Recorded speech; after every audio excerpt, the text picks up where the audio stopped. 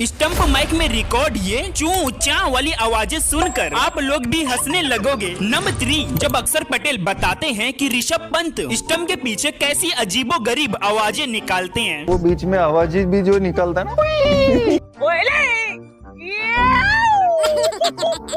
Number 2, stump mic की बात हुई और रोहित शर्मा पीछे रह जाएं, ऐसा क्यों नहीं हो सकता।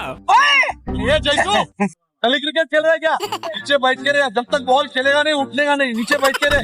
फाइनली नंबर 1, भाई रोहित शर्मा की ये वाली क्लिप मुझे बहुत मुश्किल से मिली है, जब कुलदीप यादव थोड़ा ज्यादा विकेट छटकाने लगे थे। खेलने देना यार, अभी अभी आया, आड़ा मारने देना। एक आउट हुआ, आड़ा मारने